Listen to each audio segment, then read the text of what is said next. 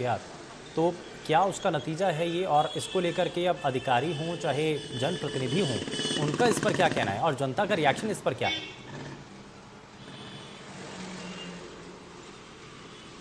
देखिए, जाहिर सी बात है, मध्य प्रदेश की जनता तो खुश नजर आएगी ही। मध्य प्रदेश ने कोरोना की एक बड़ी मार झेली थी और उसमें इंदौर सबसे बड़ा शहर था, लेकिन अब ये थोड़ा सा सुकून भरी खबर कही जा सकती है मध्य प्रदेश वासियों के लिए। मध्य प्रदेश ने लगातार मेहनत की है इस ओर। प्रशासन और नागरिक, खास तौर के ऊपर नागरिकों का सहयोग बहुत ज्यादा रहा है। अगर इंदौर का उदाहरण हम लेते हैं तो इंदौर को नंबर 1 सफाई के अंदर बनाने में मध्य प्रदेश की जनता के साथ साथ सफाई कर्मियों का और मध्य प्रदेश के शासन और साथ ही प्रशासन की बहुत बड़ी भूमिका रही है। आज ये कहा जा सकता है कि एकजुट होकर मध्य प्रदेश ने उस सपने को साकार करने की तरफ चलते हुए नजर आते हैं जिस सपने को प्रधानमंत्री नरेंद्र मोदी ने देखा है, यानी देश का हर शहर स्मार्ट सिटी हो। प्रधानमंत्री नरेंद्र मोदी के इस सपने को पूरा करने के लिए मध्य प्रदेश की जनता पीछे नहीं हटी, मध्य प्रदेश का शासन पीछे नहीं हटा, और साथ ही साथ शुभेंदु सबसे बड़ी बात यह है कि जन भागीदारी, लोग इसके अंदर कोऑपरेटिव नजर आए। मैं थोड़ी सी तस्वीरें आपको शहर की दिखा देता हूं। आप तस्वीरों में देखिए, ये सड़कें जो है साफ और शफाफ नजर आती हैं। साफ इसलिए नजर आती है क्योंकि यहां अब कचरा फेंकते हुए लोग नजर नहीं आते। स्मार्ट सिटी की प्लानिंग की बात की जाती है तो निश्चित रूप से यह कहा जा सकता है कि स्मार्ट सिटी की प्लानिंग मध्य प्रदेश के अंदर जिस पैमाने के ऊपर की गई थी उस पैमाने के ऊपर की जा रही है शुभेंदु। तो निश्चित रूप से ये क्यूमुलेटिव एफर्ट्स हैं, कंबाइंड एफर्ट्स हैं मध्य प्रदेश की जनता, शासन और प्रशासन के, कि आज मध्य प्रदेश सिरमौर बनकर देश के अंदर नाम का वातावरण नजर आ रहा है। जी ठीक है एहतियाब, आप हमारे साथ बने रहिए, लेकिन मौजूदा वक्त में ये मध्य प्रदेश के लिए एक बड़ी आप अच्छी खबर है और एक राहत भरी बात है। कोरोना संक्रमण के इस बीच ये एक अच्छे संकेत प्रदेश के दौरान मिल रहे हैं। वहीं इंदौर शहर का सबसे पुराना शास्त्री ब्रिज कई सालों से ट्रैफिक का बोझ झेल रहा है। 70 साल में इस ब्रिज की हालत अब खराब हो चुकी है। कई सालों बाद इसकी सुध ली गई और अब इसकी मरम्मत की जाएगी। नगर निगम में ब्रिज सेल है। बताया जाता है कि इस सेल की मीटिंग कई सालों तक हुई ही नहीं थी। बहरहाल शास्त्री ब्रिज के अलावा पटेल ब्रिज और राजकुमार ब्रिज के हालात भी कुछ इसी तरीके से नजर आते हैं। जरूरत है इनकी भी देखरेख और मरम्मत करने की।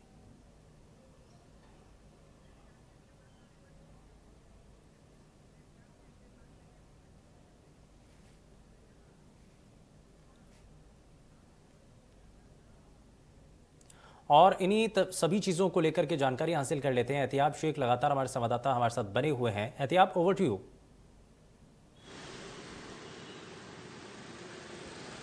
देखिए शुभेंदु, सबसे पहले तो हमने जिक्र किया कि मध्य प्रदेश ने किस तरह नाम कमाया, लेकिन अगर जहां अच्छाइयां हैं तो कुछ खामियां भी हैं। खामियों की सीधी बांधी ये शास्त्री ब्रिज, तकरीबन 70 साल पुराना शास्त्री ब्रिज, और शास्त्री ब्रिज को बने अरसा हो चुका है। अब इसकी हालत धीरे धीरे खस्ता हाल हो रही है। मेरे साथ विशेष मेहमान जुड़े हैं, सीनियर इंजीनियर आर्किटेक्ट हैं अतुल सेठ साहब। अतुल साहब, इस ब्रिज की जो दशा देख रहा हूं मैं, ये दशा क्यों हुई और इसको किस तरीके से दुरुस्त किया जा सकता है? ये इंदौर में नहीं, पूरे देश में जहाँ भी पुल बनते हैं, इसको मेंटेनेंस के लिए एक ईयरली शेड्यूल होना चाहिए कि साल में एक बार इसको मेंटेनेंस किया जाए। और ये कई सालों से क्योंकि मेंटेनेंस नहीं हुआ है, इसलिए ये दुर्दशा इस पुल की हुई है। हम देख सकते हैं कि पिछले 12-15 सालों में इस पुल के जो सरिये हैं बॉटम के, वो भी बाहर निकल के आ गए हैं, और पहले 1-2 सरिये थे, आज 15-20 सरिये बाहर आ गए हैं। तो सर, ये कितना खतरनाक है? खतरा है, मगर इसको अगर समय रहते रिपेयर कर दिया जाएगा तो मुझे लगता है कि खतरे की बहुत बड़ी बात नहीं होगी। और ये अगर कभी बड़े वाहन निकलते हैं जिसमें कंपन बहुत ज्यादा होता है तो ये कभी भी बड़ी दुर्घटना का कारण बन सकता है। सर एक चीज मैं सामने देख रहा हूँ, अरविंद से कहूंगा कि इधर दिखाए। सर, ये जो पेड़ उग गए हैं पुल के ऊपर, ये क्या उगना नेचुरल है या ये खतरनाक है? ये हम कह सकते हैं कि मेंटेनेंस की या लापरवाही जो है उसका श्रेष्ठ उदाहरण है। ये पेड़ एक दिन में उगता नहीं है, ये पेड़ उगने में कम से कम 8-10 साल लगते हैं। तो पिछले 5-8 साल से इसका मेंटेनेंस नहीं हुआ है, इसको देख के हम ये कह सकते हैं। तो एक ब्रिज का सेल भी बनाया गया था नगर निगम के अंदर, एक ब्रिज सेल बनाया गया था, उसके मेंबर भी आप हैं। तो क्या आप लोगों ने मीटिंग वगैरह नहीं की, इसके ऊपर बातचीत नहीं की? हम लोग ने आज से 8-9 साल पहले इंदौर शहर के जितने भी ब्रिज है, पुल है, उसके मेंटेनेंस के लिए सर्वे भी कराया था। एक रिपोर्ट भी आई थी कि कहाँ क्या क्या काम करना है। मैं दुर्भाग्य की बात है कि पिछले 6 साल से इंदौर नगर निगम में ब्रिज सेल की कोई मीटिंग नहीं हुई। ब्रिज सेल की शुभेंदु आपने सुना, शुभेंदु मेरे ख्याल में आपने इस बात को सुना होगा कि लंबे अरसे से ब्रिज सेल की मीटिंग तक नहीं हुई है। और इंदौर शहर के अंदर अतुल जी से पूछ लेता हूं, अतुल जी कितने ब्रिज हैं जिसको की मेंटेनेंस की जरूरत है? अभी तो निगम ने कह दिया कि इसका मेंटेनेंस तो होगा। इंदौर में मुझे तो लगता है कि छोटे बड़े पुल पुलिया मिला के 60 से ज़्यादा पुल पुलिया हो गए। इंदौर क्योंकि पठार पे है और बहुत सारे नाले हैं जहाँ बहुत तेज गति से पानी आता है, तो हर नाले पे पुल पुलिया बड़े बड़े बने हुए हैं। और बड़े पुल भी हम गिनने जाएंगे तो कम से कम 15 पुल है और छोटी छोटी पुलियाँ गिना लगे तो 60 से ज़्यादा पुलियाँ हैं। इन सब का मुझे लगता है कि ईयरली मेंटेनेंस करना चाहिए और तत्काल इस पर ध्यान देते हुए कार्रवाई होना चाहिए, ऐसा मुझे लगता है। की जानी चाहिए। Shubhendu, any questions from your side? आपकी तरफ से अगर कोई सवाल है तो मैं जानना चाहूंगा। है कि बैठकें हुई नहीं, बैठकों के को लेकर के सवाल उठाए जा रहे हैं, लेकिन ये जो रैंकिंग आई है तो अब इसको लेकर के भी सवाल है कहीं ना कहीं कि तैयारियां जब इस तरीके से पुल की हालत ये है, इस ब्रिज की हालत ये बनी हुई है, तो जो रैंकिंग आई है इसको लेकर के भी कहीं मन में कोई शंका है, कोई सवाल है?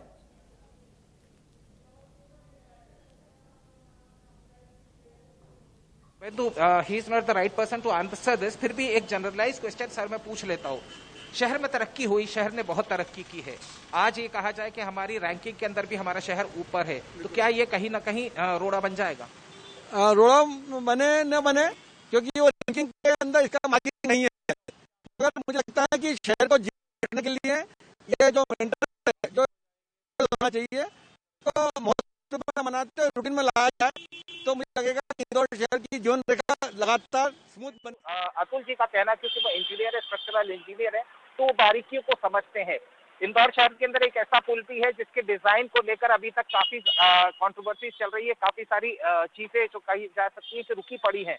आज उस पुल को बनने में अरसा बीत चुका है, तो जाहिर सी बात है, हमने शुरुआत में ही इस बात का जिक्र किया था शुभेंदु के जहां अच्छाई है तो वहीं कहीं ना कहीं खामियां भी होती हैं। और यही सरोकार है आपका और हमारा, जनता का सरोकार, कि वो अच्छाइयों के साथ साथ उन बुराइयों को भी या उन खामियों को भी सामने लाए। तो कोशिश हमारी तरफ से ये है कि ये दुरुस्त हो जाएगा तो हमारा शहर, मेरा शहर, आपका शहर बेहतर होगा।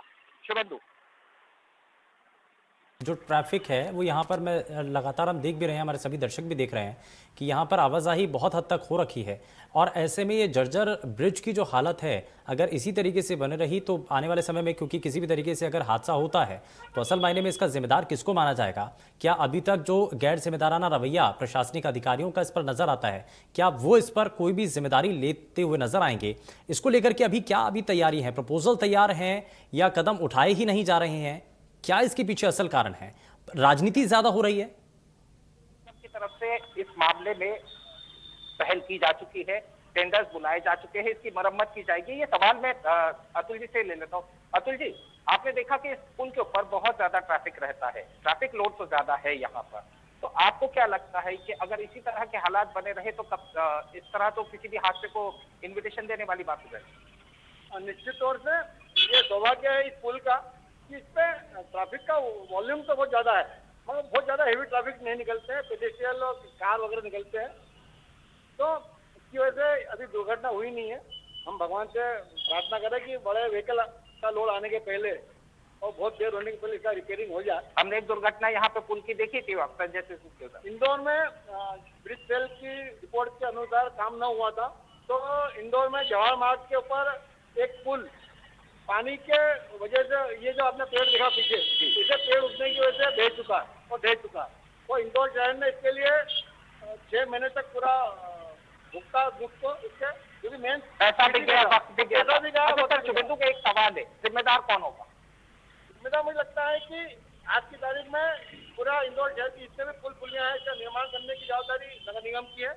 तो मुझे लगता है कि नगर निगम का जो हमारा ब्रिज सेल है और नगर निगम के जितने अधिकारी है, हमको ही जिम्मेदारी लेना पड़ेगी और जिम्मेदारी लेके ही विकास करने के बाद ही इसमें सुधार हो सकता है। मगर जिम्मेदारी के और सुधार की गुंजाइश है, और ये निरंतर करने वाला काम है, 1 दिन का 2 दिन का काम नहीं है, ये निरंतर काम करना पड़ेगा। और तो ही मुझे लगता है कि जो इंदौर की खूबसूरत स्मार्ट सिटी की चादर सोने की है उसको हम मेंटेन कर पाएंगे, नहीं तो ये छोटे मोटे जो टाट के पेबंद लगेंगे ये हमें कहीं ना कहीं दर्द देते रहेंगे। अगर इसमें पेबंद लगा दिया जाएगा तो कहीं ना कहीं दर्द देगी। Shubhendu, any question from your side?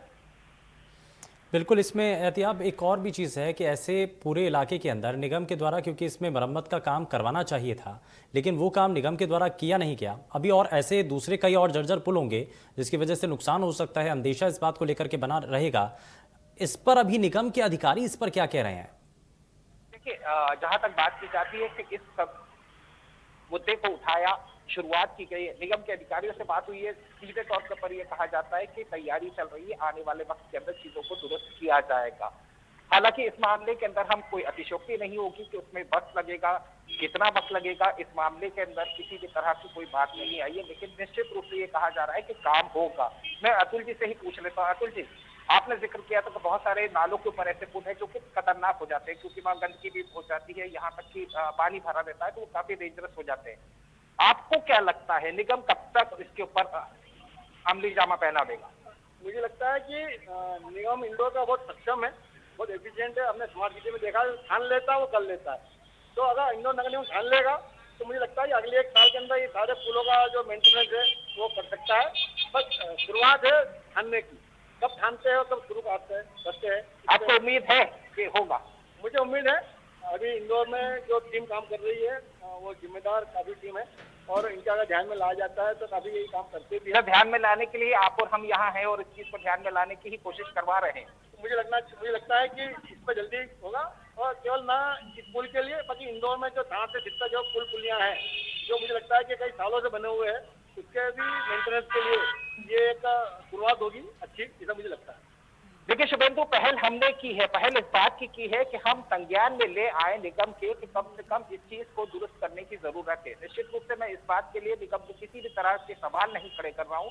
सवाल इसलिए नहीं खड़े कर रहा हूँ क्योंकि निगम की तरफ से कहा जरूर गया है कि काम शुरू होगा और जल्द ही काम शुरू किया जाएगा, टेंडर्स खुलवाए जा रहे हैं। लेकिन सिर्फ सवाल शास्त्री ब्रिज का नहीं है, सवाल है बाकी के उन ब्रिजेस का भी जो शहर के मध्य में छोटे नालों के ऊपर होते हैं। तो जाहिर सी बात है कहीं ना कहीं इसके ऊपर फोकस रखना होगा। और जैसा कि अतुल जी बता रहे थे कि ये प्रोसेस ऑनगोइंग प्रोसेस है, इसको लगातार चलते रहने देना होगा, क्योंकि अगर इस तरह के पेड़ उगते रहे तो ये पुल कमजोर होगा। इस तरह की चीजें होती रही तो इस तरह के पुल कमजोर होंगे, और जब पुल कमजोर होंगे तो कहीं ना कहीं हादसों को न्योता देते हुए नजर आएंगे। बिल्कुल, और ये एक परेशानी एक लंबे समय से बनी हुई है, लोगों की तरफ से मांग है कि इसमें सुधार हो सके। लेकिन एहतियात यहाँ अब क्योंकि मानसून से पहले तैयारियां प्रशासन और निगम की तरफ से की जानी हैं, इन तैयारियों को लेकर के अभी तक कुछ तस्वीरें देखने को मिल रही हैं, क्योंकि ऐसे बहुत सारे जर्जर पुल हैं, ऐसे ब्रिज हैं जिनके नीचे पानी भर जाता है, लोगों को आने जाने में परेशानियां होती हैं।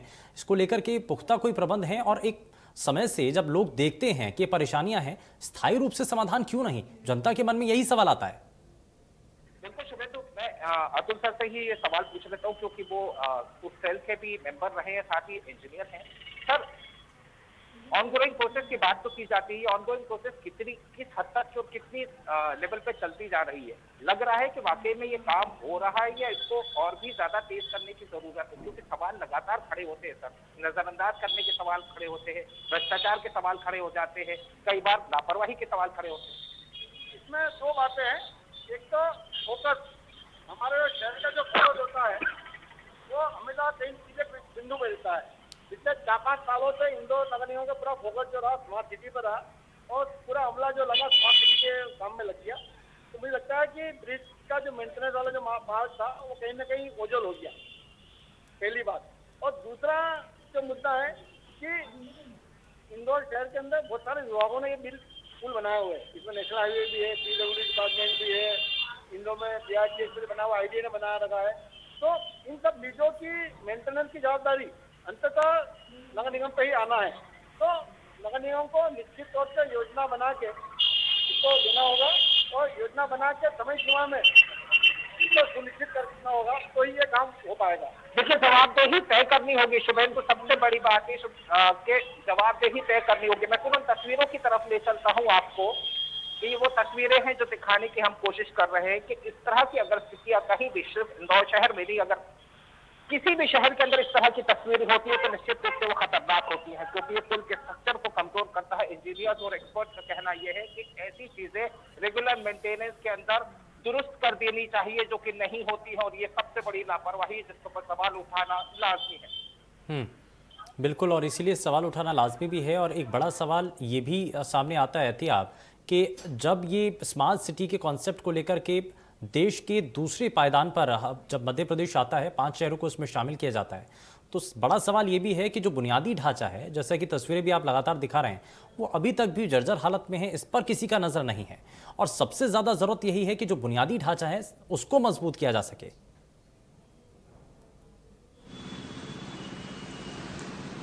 देखिए, अगर मेकअप के ऊपर ध्यान दिया जाएगा, रंग रोगन के ऊपर ध्यान दिया जाएगा और बुनियाद को छोड़ दिया जाएगा, तो ये तस्वीरें हर शहर के अंदर नजर आने लगेंगी।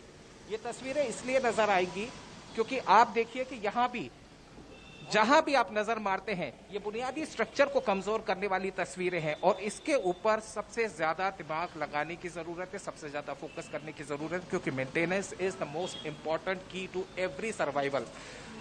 सर, स्मार्ट सिटी के नाम पे बहुत सौंदर्यीकरण किया गया, बेसिक्स के ऊपर नहीं है। क्या है, अभी आर्थिक युग का ये जमाना है और आर्थिक युग में पैसे की बहुत ज़्यादा महत्ता है। तो ये जो काम होते हैं, पेड़ हटाना, छोटा मेंटेन करना है, ये कुछ हजारों रुपए का काम होता है। तो हजारों में फायदा कितना होगा? ना ठेकेदार का फायदा होता है, ना अधिकारियों का फायदा होता है। सवाल खड़ा कर दिया आपने। तो जब तक ये बड़ा काम नहीं होता, किसी को आनंद नहीं आता आज के जमाने में। तो ये भी एक विचारणीय बिंदु है जो हमारे प्रशासक और शासन है कि ये छोटे छोटे कामों के लिए लोगों को कैसे प्रेरणा दी जाए, अधिकारियों से लेके कर्मचारियों से लेके ठेकेदारों को कैसे प्रेरणा मिले कि ये छोटे काम करना भी जरूरी है। इस निजाम को बदलना होगा। और क्या लगता है कि ये जो टीम काम कर रही है वो इस निजाम को बदल पाएगी? ठान लेगी तो बदल लेगी। ठान लेगी, अगर ठान लिया तो इस निजाम को बदलना मुश्किल नहीं होगा और फिर ये सवाल भी नहीं खड़े होंगे कि आपने रंगरोगन तो कर दिया, ब्यूटिफिकेशन तो कर दिया, लेकिन बेसिक की तरफ ध्यान नहीं दिया। बिल्कुल, बुनियादी ढांचा मजबूत करना होगा, तभी जो स्मार्ट सिटी का जो सपना है तभी वो पूरी तरीके से साकार हो पाएगा। बहुत शुक्रिया एहतियाब, आप जुड़े हमारे साथ। लेकिन निगम को अपनी जिम्मेदारी निभानी होगी और बेहतर तरीके से काम करना होगा ताकि स्मार्ट सिटी का जो सपना है उसको पूर्ण रूप से साकार किया जा सके। फिलहाल के लिए बस उतना ही। नमस्कार।